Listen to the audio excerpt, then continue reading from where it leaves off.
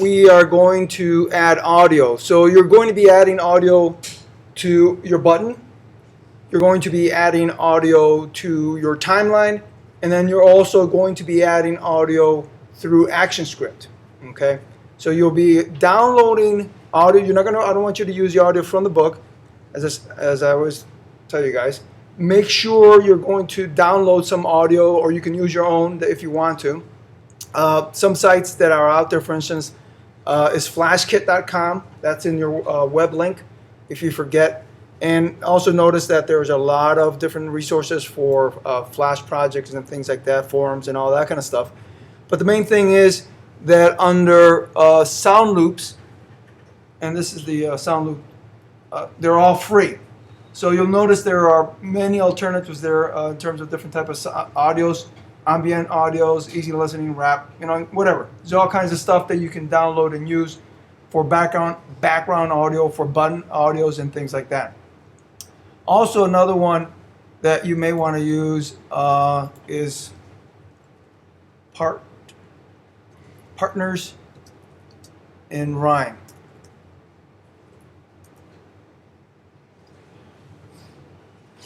So Partners in Rhyme also, there's a whole slew of them that you can get access to. They also have free audio if you look through their free audio stuff. And as you can see, you can pay different type of loops for different things and so on. But again, just kind of look around, do your own search, or as I said before, use your own audio if you want to. So you're going to incorporate that within your project. All right, so let's look at a project and see what's going on here.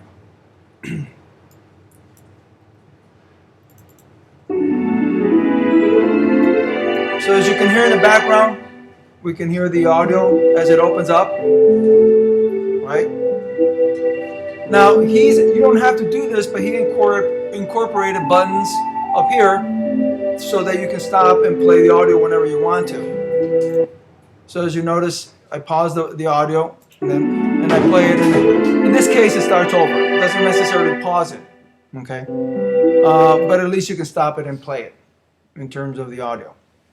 And then as you'll notice, when I roll over, or when I click on them, in this case, you could do the roll over, or like he set it up, when I click down, it has that audio that plays when I click down. Okay.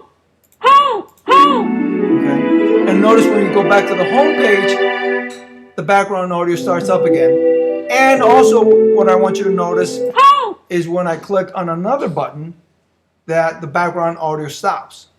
So all that is going to be done through ActionScript. And he added audio to this particular clip. No audio in this clip, or this one. In terms of the clients, again, I clicked on it. It made that audio noise. If I type in the wrong thing, you need to come up with an audio that indicates that they failed, right? And if you type in the correct password, whatever, right? So something, again, that gives the user an audio clue that they got it right. So as you can imagine, the timeline, now keep in mind you're using last week's project. So you make sure that you upload the project itself, with all the files with it. Don't just upload Portfolio 11, right? Don't just upload these two files. I've seen that other students done that before. So again, make sure that you include the audio on there. Let's look at this real quick.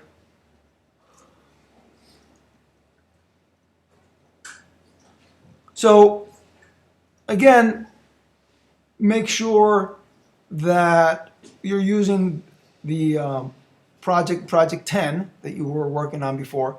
So obviously you need to make sure it's working correctly. So if you're having problems with that, if you had problems with it last week, let's make sure to fix it.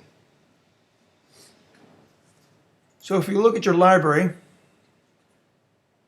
you'll notice that, I'll look through here real quick. Oh, by the way, this is something important that, for some of you guys. Last week, I want to mention that a lot of you guys forgot to embed your font. So make sure to embed your font, because when I get it and look at it, and when I bring it into my computer, it may not have that particular font. So then it kind of throws off your whole project a little bit. Also, in terms of even inputting your text, and the way to input your font is to select the text itself, and then in the properties, you're going to go to embed. You're going to click on embed, and then you're going to click on, you could click all, but there's no need for that because there's all these other type of fonts that doesn't need to be embedded, but just the first 4 after all. And that should be enough, and you click OK, and it embeds that particular font. Okay. So again, it's a good idea to do that. Now, as you'll notice on the timeline here, let me switch this to classic view. As you'll notice on the timeline, that on this timeline here, he's added a background audio. Okay? So there's the audio itself that comes from the library. That's inputted into the library. But then if you'll notice, in terms of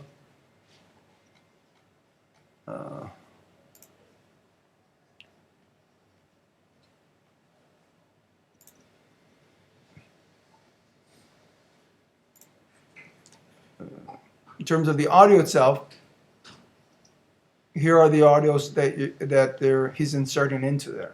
Okay, so different ways to stop the audio, different ways to play the audio. Okay, and make sure you'll need to make sure you set it up correctly in terms of setting up, in terms of clicking on the audio.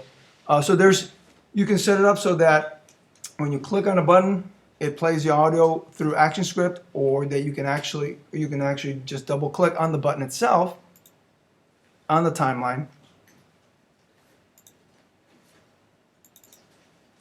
and then insert the audio. If you wanted to, you can actually insert the audio, create a new layer, and then insert the audio on the overstate, for instance, or on the downstate. Okay. So whichever way you decide to set it up, remember you need to do it in all those different ways. So again, you're going to set it up so that you have it on the timeline, as you see over here. You see the audio. Can you guys see the audio wave there a little bit? So that's the audio wave that's playing, or not playing, but it's embedded. Then there's, again, as I said, through ActionScript, and then through going into the button itself. Okay. Now, also keep in mind that with the audio, you can edit the audio itself by just selecting the audio when it's on the timeline, right? And then clicking on this pencil right here. And then you can shorten the audio if you want to. That means this part of this section won't play. You can add handles on there so that you can reduce the audio, the volume of the audio, or increase it if you need to. And you can do it for both channels or one channel at a time. And then you can scroll through it and then, again, reduce it, or maybe if you don't want it to play out all the way out, just drag that little bar back in there and it cuts it off. So you're basically editing the audio that way. So there's different ways you can edit the audio. There are obviously other sound editing programs out there that can do a better job than this, but for something minor like this, you don't have to take it out to another sound editing program and then bring it back in just to edit that particular portions of the audio. Okay. And I think that's about it in terms of the audio itself. Let me just double check on here.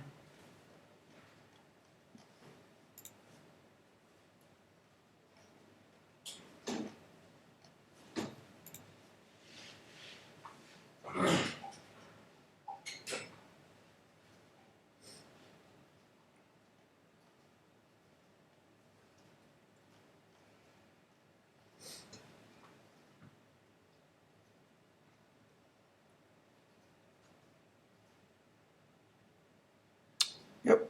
Basically, again, you're dynamically going to, through ActionScript, making sure that it loads that particular audio. You're going to create a variable so that it can hold that particular, you create that instance of that audio and so on. and you call it whatever you want, and then you load it. And then you can interact with it, stop it, play it, do all kinds of stuff like that. Okay? Any questions in terms of for this chapter? All right.